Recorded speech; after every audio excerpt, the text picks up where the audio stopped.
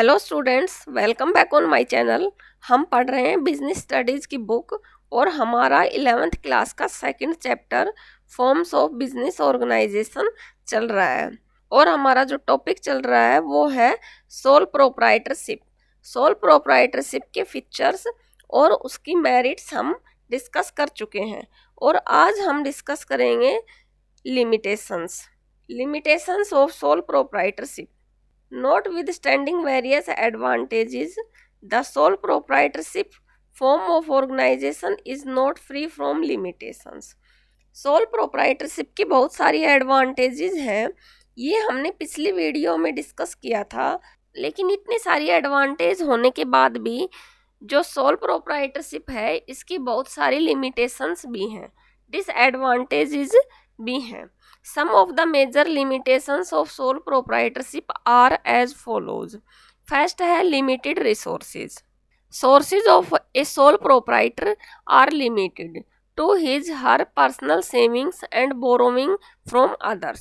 Sole proprietor के resources या तो उसकी पर्सनल सेविंग तक या फिर दूसरों से बोरो करने तक ही सीमित हैं। हम कह सकते हैं कि जो सोल प्रोप्राइटर होता है उसके जो फाइनेंशियल जो रिसोर्सेज हैं वो लिमिटेड होते हैं। Banks and other leading institutions में hesitate to extend a long term loan to a sole proprietor.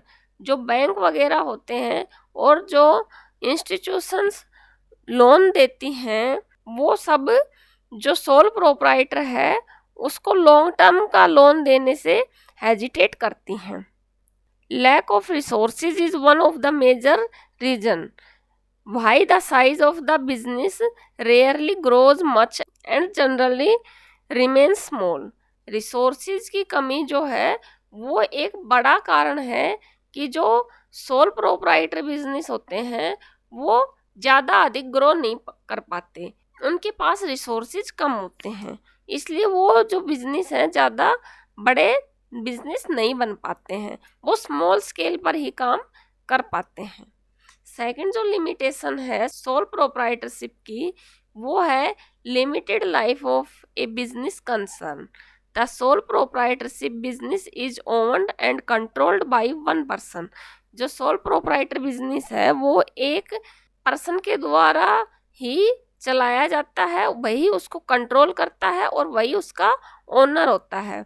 So death, insanity, imprisonment, physical alignment और bankruptcy of a proprietor affects the business and can lead to its closure.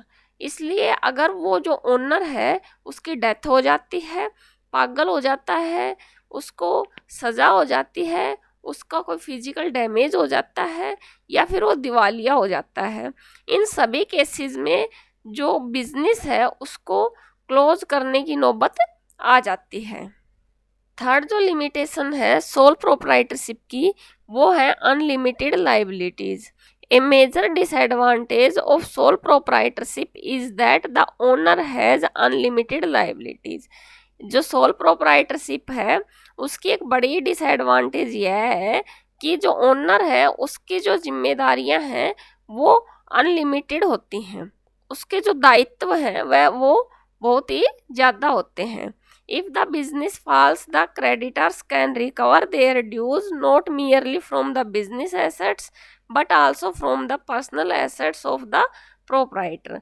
अगर कोई business वो grow नहीं कर पाता है या फिर बिजनेस में लॉस हो जाता है तो जो उसके क्रेडिटर्स हैं वो अपने पैसे वो ना केवल उसकी बिजनेस एसेट्स को से रिकवर करते हैं बल्कि उसकी पर्सनल एसेट्स को भी बेचकर उसको रिकवर करते हैं।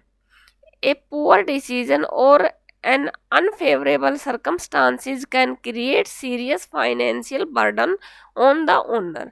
अगर कोई ओनर गलत डिसीजन ले लेता है या फिर जो सर्कमस्टांसेस हैं बिजनेस की वो उसके अकॉर्डिंग उसके फेवर में नहीं है तो इससे उसके ऊपर एक बहुत ही सीरियस फाइनेंशियल बर्डन आ सकता है। मीन्स उसको हो सकता है कि इतना नुकसान हो जाए कि उसको अपनी पर्सनल जो प्रॉपर्टी है उसको सेल करके उस बिजनेस का नुकसान उठाना पड़े। That is why a sole proprietor is the less inclined to take risks in the form of innovation or expansion. यही रीजन है कि जो सोल प्रोप्राइटर है वो ज्यादा रिस्क नहीं लेना चाहता, इसलिए वो उस बिजनेस को ज्यादा एक्सपेंड नहीं करता, उस बिजनेस को बहुत ही बड़े लेवल पे नहीं लेके जाता। वो जितना बिजनेस छोटे लेवल पे चल रहा होता है उसी पर काम करता रहता है। फोर्थ जो लिमिटेशन है सोल प्रोप्राइटर की वो है limited managerial ability. The owner has to assume the responsibility of varied managerial tasks such as purchasing, selling, financing etcetera. जो सोल प्रोप्राइटर का ओनर होता है उसकी रिस्पॉन्सिबिलिटी होती है बहुत सारे जो मैनेजरियल टास्क हैं वो करता है, उसमें परचेजिंग, सेलिंग, फाइनेंसिंग ये सारे जो काम है एक ही पर्सन करता है, जो बिजनेस का ओनर होता है वो। It is rare to find an individual who excels in all these areas. एक ऐसा इंडिविजुअल पर्सन फाइंड करना बहुत ही रेयर होता है जो इन सभी क्वालिटीज में निपुण हो। इसमें परचेजिंग, सेलिंग, फाइनेंस, मार्केटिंग सारी क्वालिटीज एक साथ इकट्ठी मिल जाएं। Thus decision making may not be balanced in all the cases. इसलिए सभी जगह सही डिसीजन ले पाए यह पॉसिबल नहीं हो पाता। Also due to limited resources, sole proprietor may not be able to employ and retain talented and ambitious employees. और जो रिसोर्सेज हैं सोल प्रोप्राइटर के वो बहुत ही लिमिटेड होते हैं, इसलिए इतना योग्य भी नहीं होता वो अलग अलग एम्प्लॉय अपॉइंट कर सके। परचेजिंग के लिए अलग से कोई एम्प्लॉय, सेल्स के लिए अलग से एम्प्लॉय, जैसे कि कंपनीज वगैरह में होता है, इस तरह से वो अलग अलग एम्प्लॉय अपॉइंट नहीं कर सकता क्योंकि उसके रिसोर्सेज लिमिटेड होते हैं। और जो एम्प्लॉय हैं उनकी भी कुछ एम्बिशन होते हैं, वो भी अधिक से अधिक कमाना चाहते हैं जिससे कि वो भी अपने लाइफ में ग्रो कर सकें।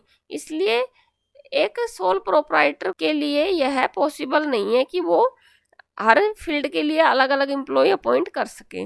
दो sole proprietorship suffers from various shortcomings, many entrepreneur opt for this form of organisation because of its inherent advantages.